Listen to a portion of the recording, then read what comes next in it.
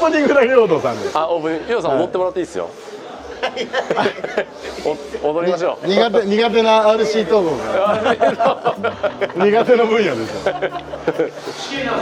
一回もやってないし、一回も会ってない。やってなかった。一回だけやったんだ。でもすっごい嫌そうだった。すごい冷たい目で見られて。そういう感じなんですよね。俺にやらせるなっていう。まあいつもクールな感じなんで。そうですね。そうですね。陽動さんいじるのは。そこがまた面白い。広坂さんも結構いじりましたよ、また。やってましたね。果敢に加藤さん行くから。それがもうね、さすがだなって。いや、現役時代は見てないんで、凄さが分かんないんで。あ、優しい人だなぐらいしか思ってないんで。いや、もうだって陽動さんにあそこまで言えるのはもうね、ドスログチャンネルしかないですからね。そんなことないですよ。いやいや、マッキーさんでもあそこまでやらないですから。あ、本当？マッキーさんどっちか自分がボケて、で自分でこう突っ込んでみたいな。そう完結型ですもんね。そう。もうね、陽動さんのことおもちゃにしてますから。いや、そんなことないですよ。レスペクトしてます、レスペクト。じゃあ行きましょう。行きましょう。はい、福さんよろしくお願いします。ありがとうございます。オーバードーズの福西です。よろしくお願いします。よろしくお願いします。今日ですね、多分皆さんラジコンのこととかいろんなことを多分お話聞いてると思うんですけど、オーバードーズとしてちょっと新しい商品今回ご紹介したくて、まだちょっとこうコンセプト商品で参考出店なんですけど、新しいトラベルバッグで、なおかつラジコンも使えますと。ラジコンも使います。はい。でもトラベル好きですよね、皆さん。で、そういう旅行にも最適なバッグ。おしゃれな感じですよね。そうです。大人の一品をちょっとこう皆さんにご紹介したい。で、物体がこういう感じですね。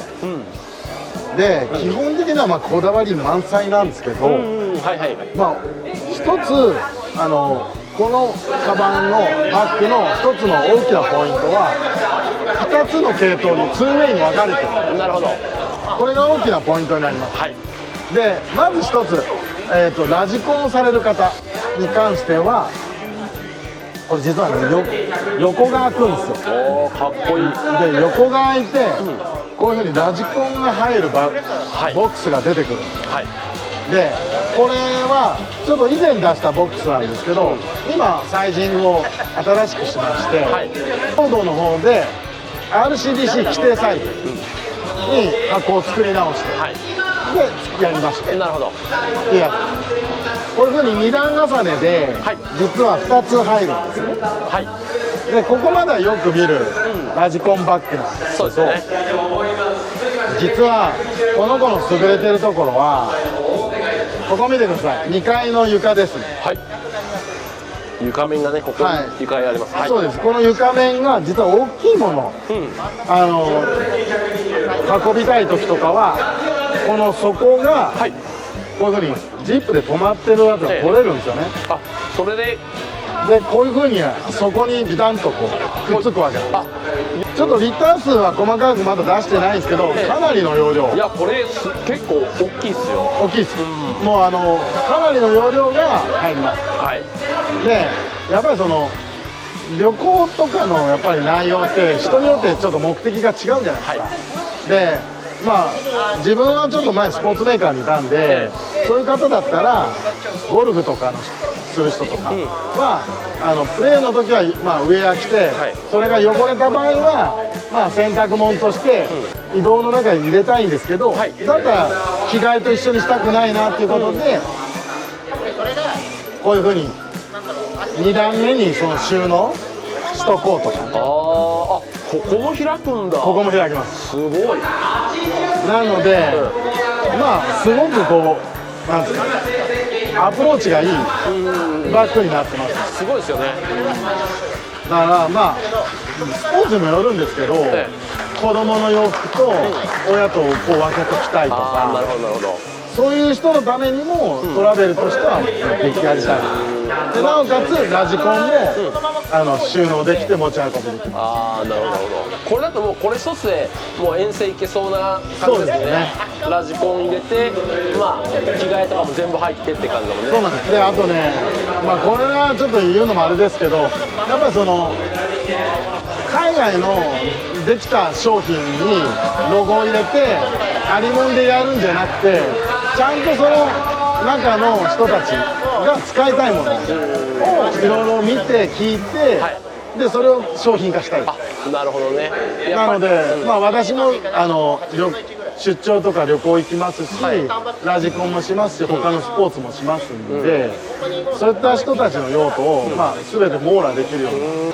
でやっぱりどうしても仕事の方も多いと思うんですよね。そうですよね。でそういう方は、まあ、旅行と一緒にですね、こういう大きなポケットを横に入れてますんで、ここにラップトップ入りますね。でラジコンの場合はここにセッティングボードセッティングボード、はい、を入れてます。で今オーバーロードでちょっとこういう光るピットマットとかやってるんですけど、そういうものもこのストラップで、止めれる。くるくるっと丸めてこう止めていただける。じゃあ長尺ものもねいけますね。全然でまあ一応調節できるんで、これで多分女性の方だったらヨガマットとかね、なるほど、そういうかさばるものを横に収納できるようにしたい。でこれ自体はまあターポリンっていう素材なので 100% 防水で、なおかつジップに関しては止水ファスナーという水が入らないものも世の中にあるんですけど、ちょっとそういうものに関しては耐久性が半永久ではないので、それだったら片手で作動がこういうふうにうまくいくように、そういうふうな動きのいいで、あとなんか力でガンと引っ張られた時に避けない、強いやっぱりジップを強いタイプ、日本製の方でやってますね。スルスルだね。なので、まあ多分片手でこう開け閉めできるようにはなってますね。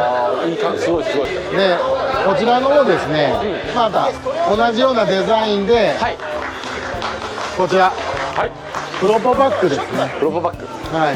でよく昨今プロポを運ぶ時に、こちらちょっと双葉さんのプロポなんですけど、まあ高級なものなんですよね、こういう送信機っていうのは。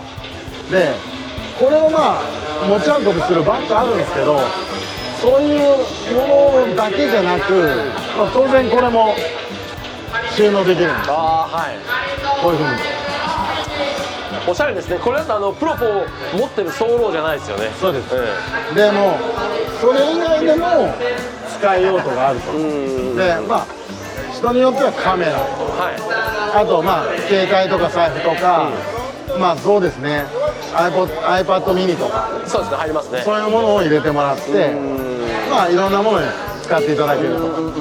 でなおかつこれ365に4ミリの、まあ、10ミリですね、フォームが入ってますんで、まあ、外からの衝撃には非常に強くなる。